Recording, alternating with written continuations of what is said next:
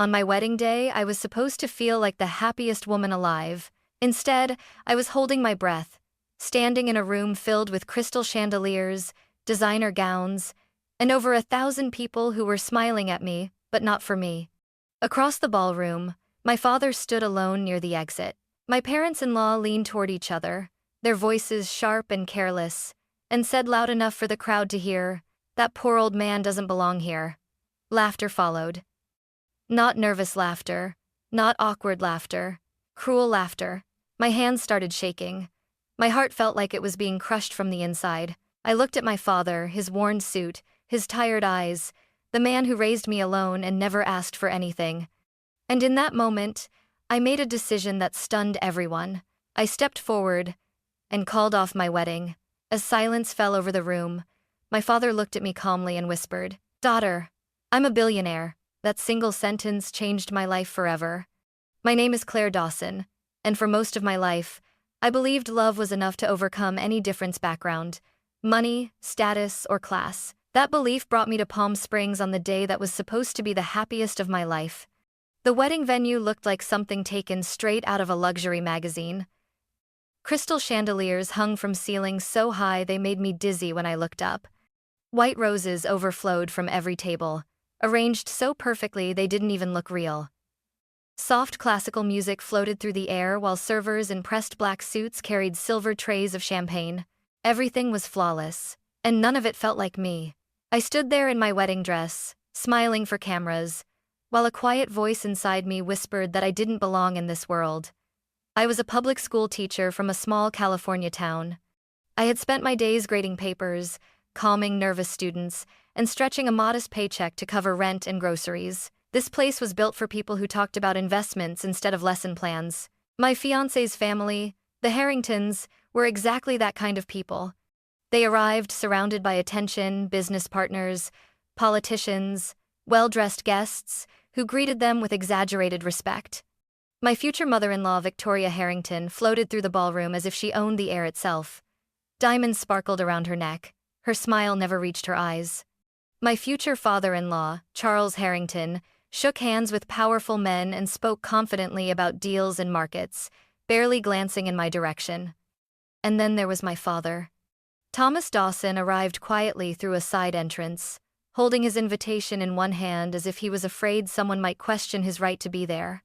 He wore the same dark suit he had owned for years, carefully pressed but clearly worn. His shoes were polished, but the leather was old and creased from time. He looked around the ballroom with cautious eyes, taking everything in, then chose a spot near the wall, far from the center of attention. My chest tightened when I saw him standing there alone. My father had raised me by himself after my mother died when I was young. He worked long hours, repairing farm equipment and machines no one else wanted to touch. His hands were rough, his back permanently stiff from decades of labor, but he never complained, never made me feel like we were lacking. That morning, before leaving for the venue, he had hugged me gently and said, "You look beautiful, Claire. Your mom would be so proud of you." I remembered the way his voice trembled when he said it. As guests continued to arrive, I noticed how their eyes followed him, how conversations paused for just a second when they saw him standing there, how whispers traveled faster than the music. "Is that her father? He looks simple. Does he even know where he is?" No one said it directly to his face.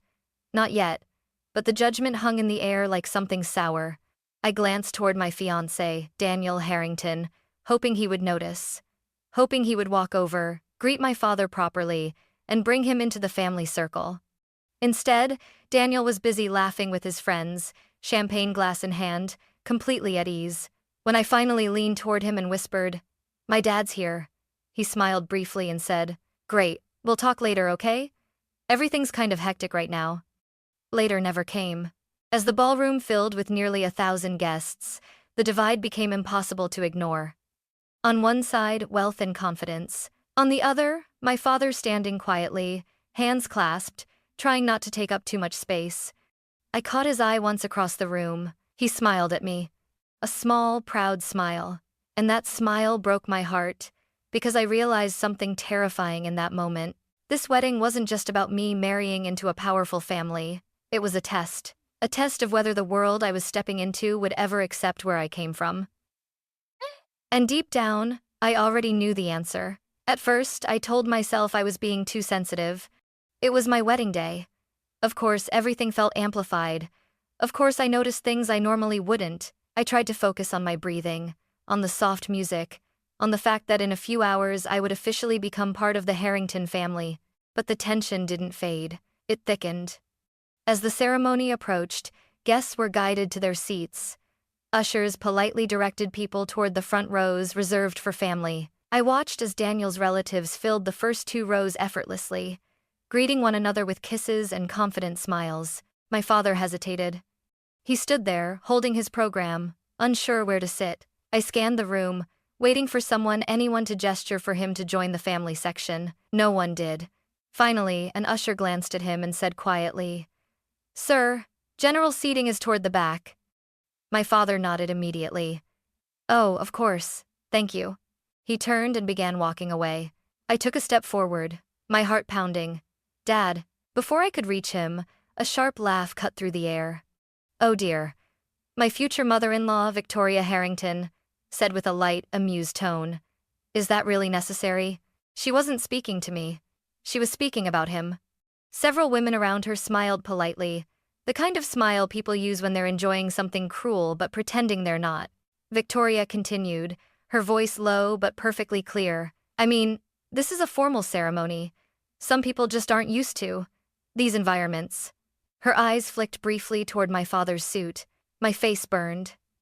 I looked at Daniel, expecting him to step in, to say something, anything. Instead, he leaned closer to me and whispered, "Claire, please, don't start anything right now." "Start what?" I whispered back. "They're talking about my dad." He sighed softly, clearly irritated. "They're just making conversation. Let it go. Let it go." I watched my father take a seat near the back, shoulders slightly hunched, hands folded neatly in his lap. He stared straight ahead, pretending not to hear the murmurs behind him. The ceremony itself passed in a blur. I barely remember the vows, barely remember saying, "I do." My smile felt stiff, mechanical. Every time the guests laughed softly or leaned toward one another, I wondered if they were talking about him again. Afterward, during the cocktail hour, it got worse. People loosened up. Champagne flowed freely. The whispers became bolder. A man I'd never met before laughed loudly and said, "So Claire, your father, what does he do exactly?" Before I could answer, someone else chimed in. "Looks like he works very hard. You can tell by the hands." They laughed. Not outright cruelty, something worse. Polite mockery. Daniel stood beside me, smiling awkwardly. Not defending me, not defending my father, just hoping the moment would pass. When it came time for family photos, the photographer called everyone to the stage. "Parents of the bride, please come forward. It is of call as intoxicating, as an ascated disputed like their force." My father stood up slowly, adjusting his jacket. The moment he stepped onto the stage, I felt the atmosphere change. Daniel's younger cousin whispered loudly, "Is he really going to stand there?" Someone snickered. Then Victoria sighed dramatically and said, "Well, this is going to look a bit odd in the photos, isn't it?" I turned to her, my voice trembling. "What do you mean?" She smiled, perfectly composed. "I just mean appearances matter, dear. And, well," her gaze swept over my father once more. "Some people don't quite fit the image." That was when Charles Harrington finally spoke. He looked directly at my father and said flatly, "This is a high-profile event. I hope you understand that." My father froze. I do," he said quietly. "I don't want to cause any trouble." Trouble. The word echoed in my head. The man who raised me, who worked himself to exhaustion so I could have a future, reduced to a potential inconvenience. I felt something inside me shift slowly, dangerously. I stepped closer to my father, placing myself between him and the Harringtons. "Dad belongs here," I said, my voice shaking but firm. "He's my family." Victoria raised her eyebrows, clearly unimpressed. "Of course he is," she said lightly. "But there are certain standards." That was when I saw it. Not just disdain, entitlement. They truly believed they had the right to decide who mattered and who didn't. I looked at my father. He met my eyes and gave a small shake of his head. It was the same look he used to give me when I was a child and about to argue with someone bigger than me. "It's okay," that look said. "Don't make things harder for yourself." But this time, something was different. For the first time in my life, I wasn't willing to stay quiet, and the storm I'd been holding back was finally beginning to rise. I wish I could say I stayed calm. I wish I could say I took a deep breath, smiled politely, and somehow survived the rest of the day. But humiliation has a sound. It's the sound of laughter that stops too quickly when you turn around. It's the sound of whispers that aren't meant to be quiet. And that sound followed my father everywhere he went. After the family photos, guests began gathering for the reception. The ballroom lights dimmed slightly, music grew louder, and the mood shifted into celebration. Everyone except us. My father stepped down from the stage slowly, his movements careful, controlled. I could see the tension in his shoulders, the way he kept his eyes lowered as if afraid of meeting someone's gaze. I reached for his hand. "Dad, are you okay?" He smiled, but it didn't reach his eyes. "I'm fine, sweetheart. Don't worry about me." That was when I heard it. A voice from behind us, loud, careless, unmistakably amused. "Well, at least he tried," someone said. Poor old man probably thought this was his big moment. Laughter erupted. Not from one person, from several. My chest tightened so suddenly I felt dizzy. I turned around. It was Daniel's younger cousin, surrounded by a group of well-dressed guests. Champagne glasses raised, smiles wide and unashamed. "What did you just say?" I asked. He looked surprised, then entertained. "Oh, nothing personal. Just saying this place must feel a bit overwhelming for him. Age Rilleens Praisins. Thank you Versalted." Victoria Harrington stepped forward, placing a gentle hand on the young man's arm. Now, she said lightly. "Let's not be unkind." Then she looked at my father and added, "Though I do wonder if this environment is comfortable for you." That was when my father finally spoke. "I can leave," he said quietly. "I don't want to cause embarrassment." Embarrassment. I felt something inside me snap. "No," I said sharply. "You're not leaving." The music seemed to lower. Conversations nearby slowed as people sensed the tension.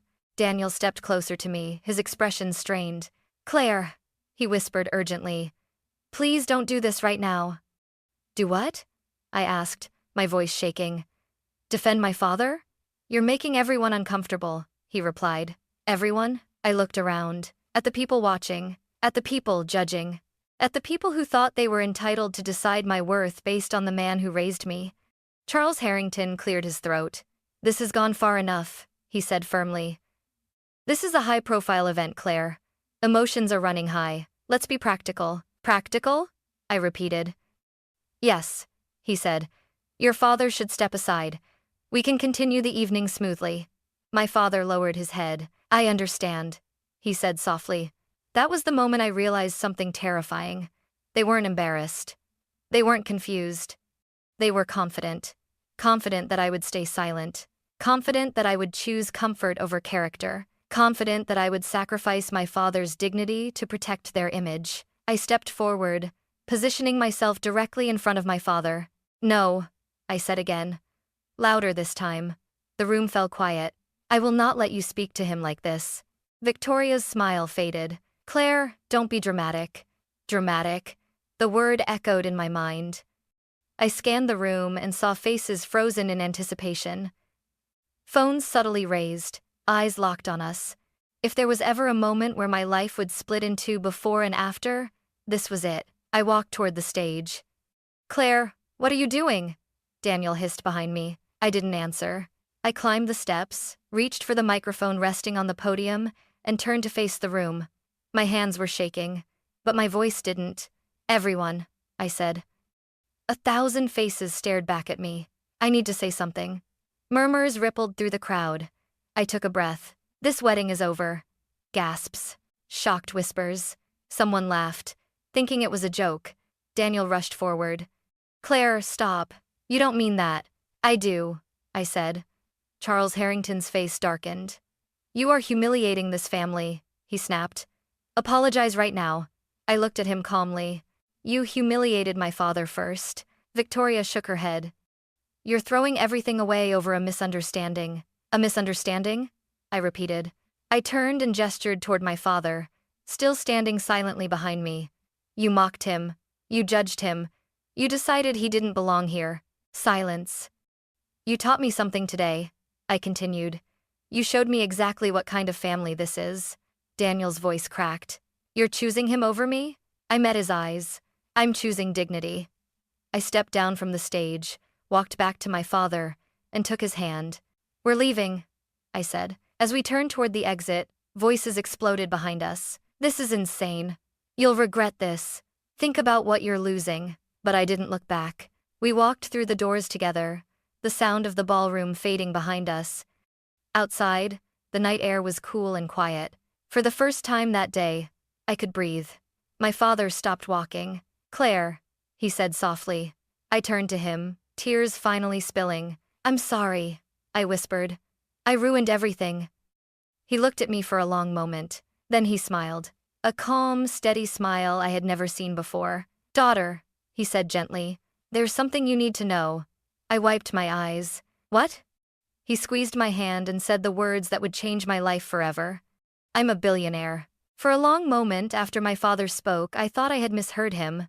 The parking lot was nearly empty, washed in soft yellow light. The sounds of laughter and music from the ballroom were now distant, muffled, as if they belonged to a different world, one I had already left behind. I'm sorry, I said quietly. What did you say? My father, Thomas Dawson, didn't repeat himself right away. Instead, he looked at me the way he used to when I was a child, when I was scared after a nightmare or overwhelmed by something I didn't yet understand. Calm, grounded, certain, I said. He replied gently. I'm a billionaire. The word hung between us, heavy and unreal. I let out a short, shaky laugh. Dad, this isn't funny. I know, he said. That's why I wouldn't joke about it.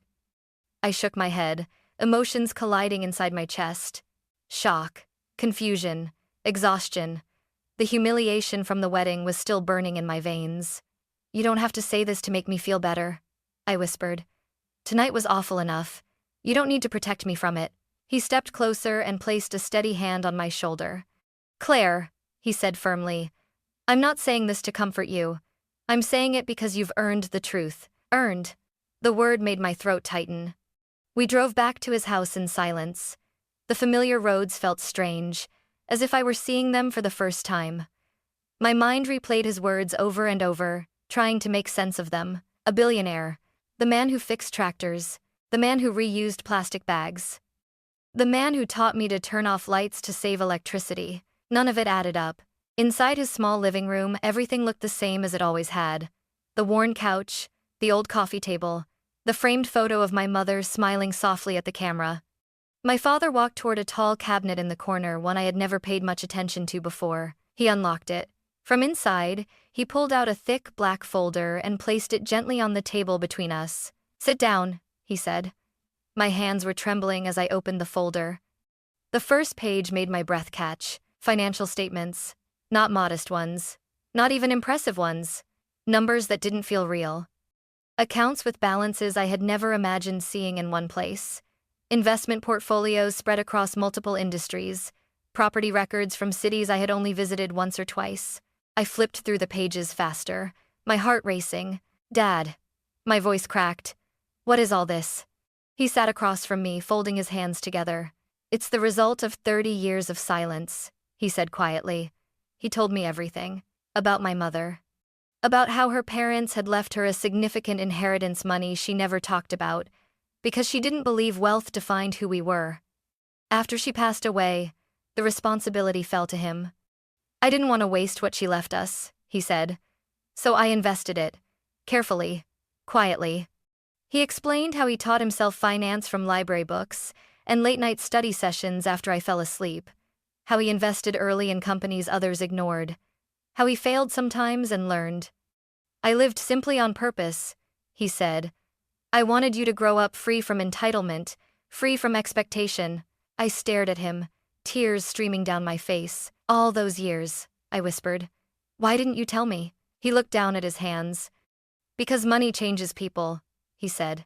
And I was terrified it would change you. He looked back up at me, his eyes steady. I wanted you to choose love, kindness, integrity, not comfort. Images flooded my mind. The small house. The secondhand clothes. The nights he stayed up fixing broken machines so I could go on school trips. You could have given me everything, I said. A different life. He nodded slowly. But then you might have never learned who you really are, he replied. Silence filled the room. The events of the day crashed into me all at once. The mocking laughter. Daniel's silence. The way my father tried to disappear so I wouldn't suffer. And then, the moment I stood up. I called off my wedding, I said quietly. I walked away from everything, he smiled. That, he said softly, is why I told you tonight. I looked at him, confused. Because today, he continued, you proved something I've hoped for all my life. He leaned forward. You chose dignity over comfort. You chose family over approval. You didn't protect me because you thought I was important. You protected me because you believed I was human. My chest tightened so painfully I had to press my hand against it. You passed the test, he said. Not of wealth but of character. He reached into the folder and slid a small key toward me. I trust you, he said. Not with money, but with the responsibility that comes with it. I didn't take the key, not yet. I don't know what to do with this, I admitted. He nodded. You don't have to decide tonight. We sat there together, the fire crackling softly in the corner, the world outside completely unaware that my life had just split in two. Before and after. I looked at my father not as the man who had been mocked, but as the man who had quietly endured everything so I could become who I was meant to be. And for the first time since the wedding, I didn't feel broken. I felt grounded. Whatever came next, I knew one thing for certain. Walking away had not cost me everything. It had saved me. I didn't sleep that night. Even after my father went to bed, I stayed awake on the old couch, staring at the ceiling, listening to the steady ticking of the clock on the wall. Every sound felt louder than usual, as if my senses had been sharpened by everything I'd learned. A billionaire. The word no longer felt shocking. It felt heavy. Not because of the money itself, but because of what it represented: years of restraint, sacrifice, and silence. My father could have lived a life of luxury. Instead, he chose humility so I could grow up without being shaped by privilege. And now, after watching him be humiliated in front of 1,000 people, that restraint had finally reached its limit. By morning, I knew one thing for certain: I didn't want revenge. Revenge would have been easy, emotional, satisfying in the short term, but revenge would also have made me exactly what the Harringtons believed me to be: someone ruled by impulse and resentment. I wanted something else. I wanted justice. At breakfast, my father and I sat across from each other at the small kitchen table, steam rising from our coffee mugs. The sunlight coming through the window made everything look deceptively peaceful. I've been thinking, I said quietly. He looked up, waiting. What happened at the wedding? It wasn't just cruelty. It was entitlement. They believe they can humiliate people without consequences. My father nodded slowly. That belief usually grows in the absence of accountability. I took a breath. I don't want to hurt them just to feel better, but I also don't want to stay silent. He studied me carefully. Then we do this the right way. That sentence changed everything. Over the next few days, my father introduced me to a side of his life I had never known existed. Not flashy meetings or dramatic confrontations, but structure, process, law. He contacted a small team he trusted completely: a legal advisor, a financial compliance expert, and an independent auditor. No big names, no headlines, just professionals who understood discretion. We don't act emotionally, my father reminded me. We act correctly. I learned more in those meetings than I had in years of formal education. The Harrington family's public image was spotless on the surface. Charitable foundations, high-profile partnerships, carefully curated narratives, but power leaves footprints. As the team began reviewing publicly available records, patterns emerged. Nothing illegal at first glance, but questionable. Expense allocations that didn't align, donations routed through obscure intermediaries, contracts awarded without transparent bidding processes. This doesn't mean guilt, the auditor said calmly. But it means there are questions that deserve answers. I felt my stomach twist. Part of me still couldn't believe this was happening. Just days ago, I had been planning a honeymoon. Now I was sitting in meetings discussing corporate governance and regulatory oversight. At night, when everything was quiet again, Doubt crept in. Was I doing this because it was right, or because I was hurt? One evening, I finally asked my father, "What if this is just my pride talking?" I said softly. "What if I'm pretending this is about justice, but deep down, I just want them to suffer the way you did?" He didn't answer right away. Instead, he poured himself a glass of water and sat beside me. "Claire," he said gently, "there's nothing wrong with feeling angry. Anger tells us a boundary was crossed." He paused. "But the moment you let anger decide your actions, you lose control. Justice is about restoring balance. Revenge is about feeding pain." I nodded slowly. "So how do I know the difference?" I asked. He smiled faintly. "When your goal is to protect others, not punish someone, you're on the right side." That night, I made my decision. We would proceed only where there was evidence, only where there was risk to others, and only through legal channels. No leaks, no public accusations, no humiliation. If wrongdoing existed, it would be exposed by facts, not emotions. As the weeks passed, I felt myself changing, not hardening but clarifying. I stopped replaying the wedding in my mind. I stopped imagining what I should have said or done differently. Instead, I focused on the future, on what kind of person I wanted to be when all of this was over. I returned to teaching part-time, something my father encouraged. "Stay grounded," he said. "Don't let this consume you." In the classroom, surrounded by students who trusted me, I remembered why dignity mattered, why power needed restraint, why silence sometimes was violence but noise wasn't always the answer. One afternoon, my phone buzzed with a message from an unknown number. "Daniel wants to talk." I stared at the screen for a long time before putting the phone face down on the table. Not yet. There would be a time for conversations, for explanations, for closure, but not before the truth had a chance to surface on its own.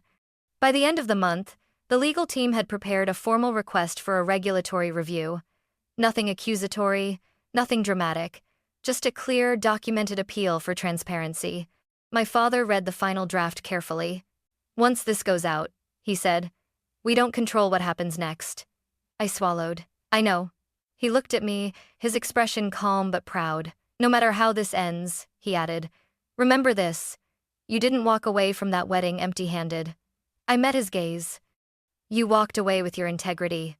As I watched the email being sent, I felt something settle inside me, not satisfaction, not excitement.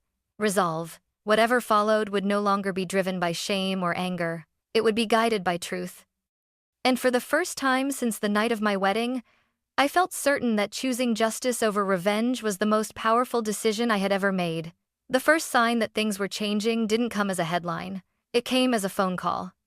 I was in my classroom after hours, erasing the whiteboard, when my phone vibrated in my pocket, an unfamiliar number. I almost ignored it, but something told me not to. "Miss Dawson?" a calm male voice asked when I answered. "Yes. This is the Office of Financial Compliance. We're following up on a request for regulatory review that was submitted last week." My hand tightened around the phone. "Yes," I replied carefully. "I'm aware. We'd like to schedule a formal interview. There are a few points we'd like clarified." That was it. No accusations, no threats, just procedure. I hung up and stood there for a long moment, staring at the empty classroom. The hum of the fluorescent lights sounded unnaturally loud. This was no longer theoretical. The process had begun. Within days, quiet ripples started moving outward. Nothing public, nothing dramatic. But people noticed. Daniel's Family Foundation postponed a major charity gala due to scheduling conflicts. A senior executive at Harrington Holdings resigned, for personal reasons.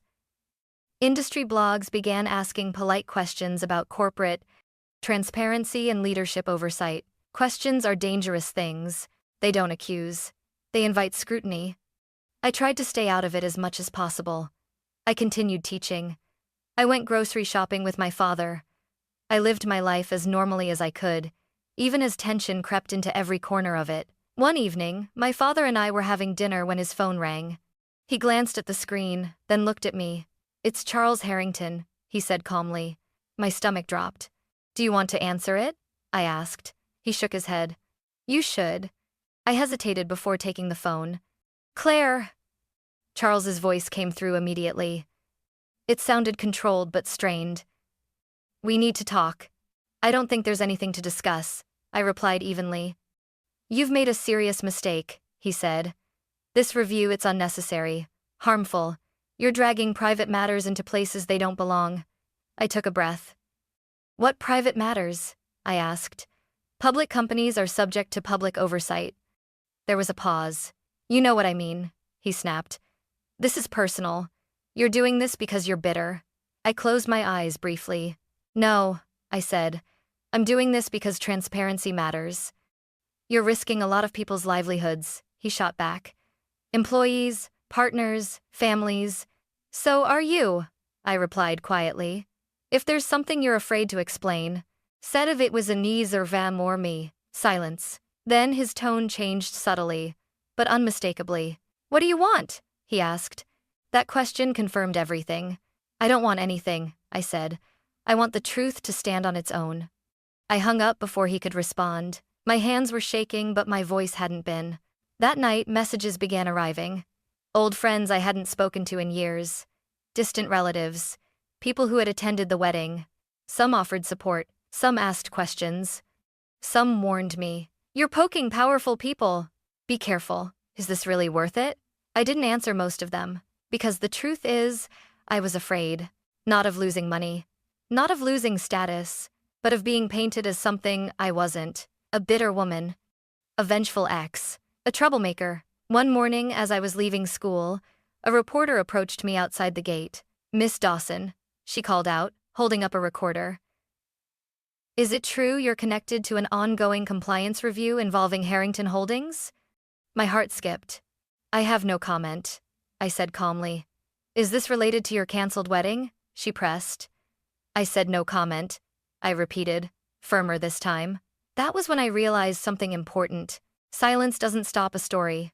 It just lets others write it for you. That evening, I sat with my father on the porch as the sun dipped below the horizon. I don't want this to become gossip, I admitted. I don't want to be reduced to a headline. He nodded thoughtfully. Then, when the time is right, he said, you speak not emotionally, but clearly. Days later, the first official notice arrived. A formal review had been opened. Still no conclusions. Still no accusations. But the pressure intensified. Sponsors paused partnerships. Board members demanded internal explanations. Legal teams went into overdrive. Daniel called me that night. I stared at his name on my screen for a long time before answering. Claire, he said softly. What are you doing? What I should have done sooner, I replied. You're tearing my family apart, he said. I felt a familiar ache, but it was different now. Less sharp. I didn't create this, I said. I just stopped pretending it didn't exist. You could stop this, he insisted. You still can. I thought about my father standing alone at the wedding, about the laughter, about the quiet dignity with which he endured it all. No, I said. I can't, he exhaled shakily. I don't recognize you anymore. That's because, I said gently, you never really saw me to begin with. I hung up, feeling both heavy and strangely calm. The review moved forward methodically. Interviews were scheduled, documents requested, timelines established. The truth doesn't rush. It waits. And as the walls of silence began to crack, I felt something unexpected rising beneath the fear and tension. Clarity. For the first time, I wasn't reacting. I was choosing. Choosing honesty over comfort. Choosing accountability over appearances. Choosing a future where dignity wasn't negotiable. Whatever the outcome, I knew one thing. The world that once mocked my father was finally being asked to explain itself. And it was no longer laughing. The letter arrived on a Tuesday morning. Plain envelope.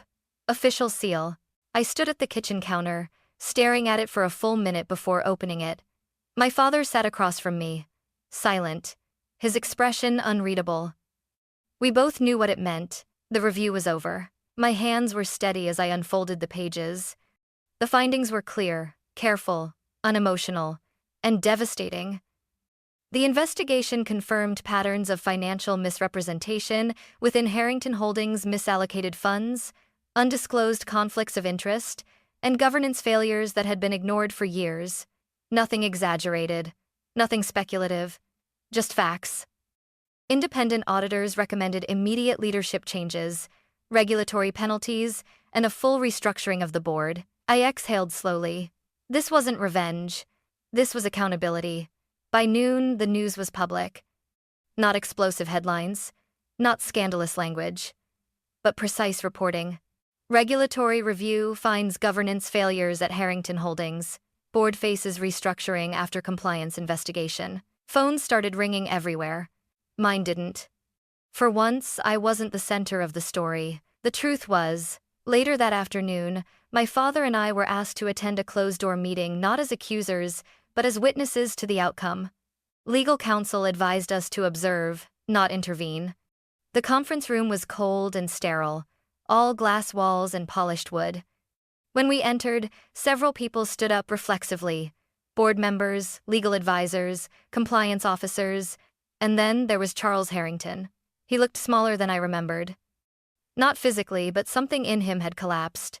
Victoria sat beside him, her posture rigid, eyes fixed on the table. She didn't look at me. Not once. The chairperson cleared his throat. "Thank you for coming, Miss Dawson. Mr. Dawson." We nodded. "This meeting is to formally acknowledge the findings of the review and outline next steps." Charles finally looked up. His gaze met mine.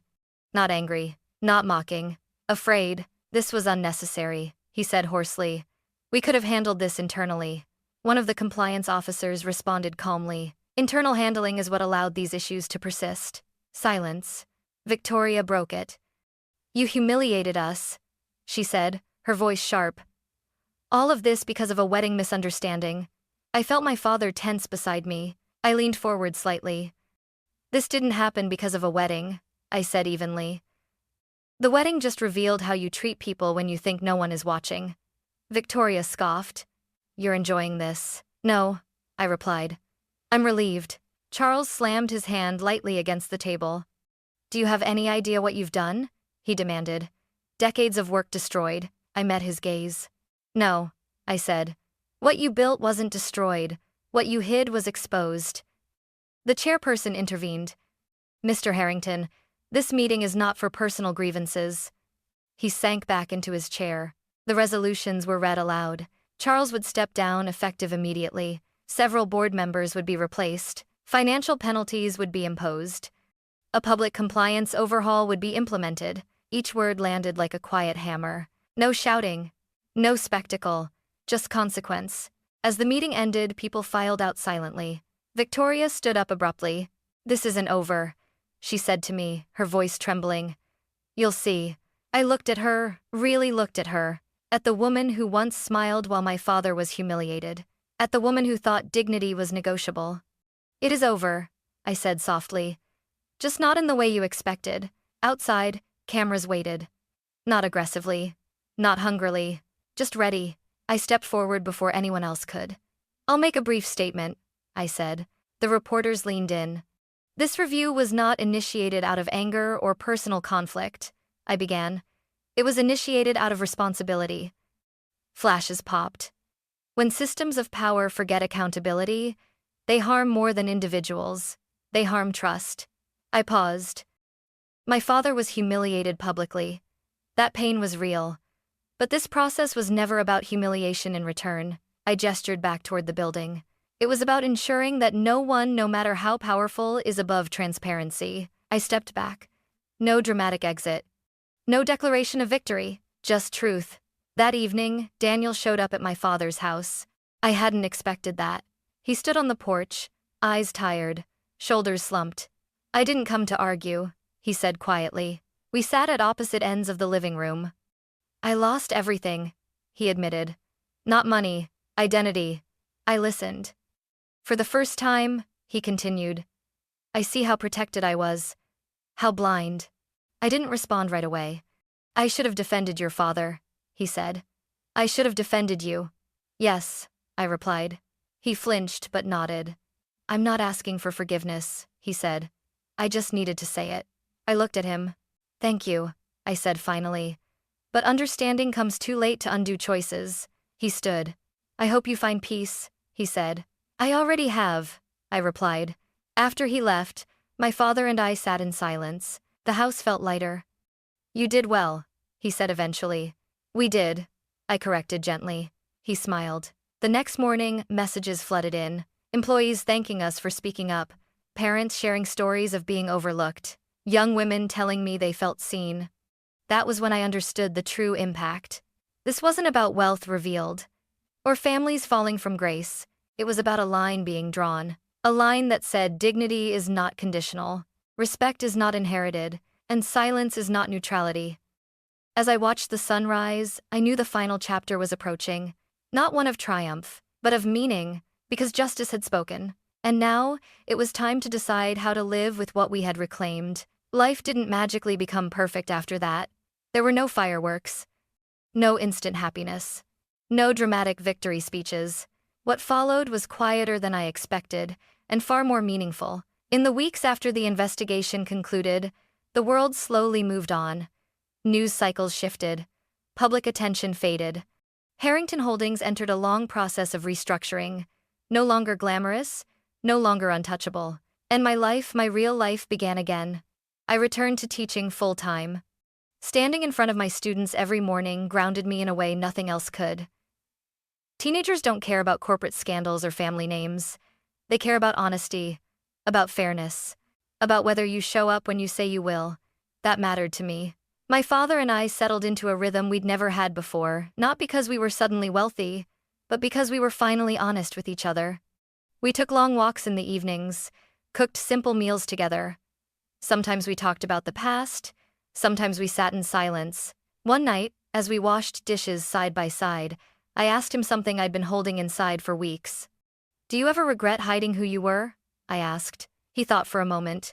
"No," he said calmly, "because it gave you the chance to become who you are." I smiled. "But," he added gently, "I regret the moments you were hurt because of it." I looked at him and shook my head. "Dad," I said, "I wasn't hurt because you hid your wealth. I was hurt because others thought wealth gave them the right to judge." He nodded slowly. That was when I truly understood the difference. We didn't change our lifestyle dramatically. There were no sudden mansions or luxury cars. My father insisted on keeping things simple. Money is a tool, he reminded me. Not a shield, not an identity. Instead, we used it quietly. Scholarships for students who reminded me of myself. Legal aid funds for people silenced by power. Support for small businesses crushed by unethical systems. No press releases. No naming rights. No applause. Just impact. Occasionally, I still thought about the wedding. Not with anger, but with clarity. I realized something important. The most painful moment wasn't when I called off the wedding. It was the moment before that when I almost stayed silent. When I almost convinced myself that dignity was negotiable. Walking away didn't make me brave. Choosing not to look away did. One afternoon, months later, I received a handwritten letter. No return address. Inside, a single page. It was from Victoria. She didn't apologize. She didn't justify herself. She wrote only this: "Losing everything forced me to see how little I truly valued people. I don't expect forgiveness, but I needed you to know you were right." I folded the letter and placed it in a drawer, not as a trophy, as a reminder. Forgiveness isn't something you owe people. It's something you choose for yourself. I never saw Daniel again, but I heard through mutual acquaintances that he left the city, started over somewhere quieter, far from the shadow of his family's name. I wished him peace, not reconciliation. Peace. Because some chapters aren't meant to be reopened. They're meant to teach. Today, when people ask me what changed my life, they expect a dramatic answer. They expect me to say money, but money didn't change my life. Choice did. I chose my father. I chose dignity. I chose truth over comfort. And that choice followed me into every part of my life. If there's one thing I hope anyone listening to this story takes away, it's this: never marry into a family that asks you to shrink your values to fit their comfort. Never stay silent when someone you love is being diminished. And never believe that walking away means losing. Sometimes, walking away is the only way to keep what truly matters. That night, long after the wedding lights went out, I walked into the dark holding my father's hand. I thought I was losing everything. But in reality, I was finally choosing myself, and that choice changed everything.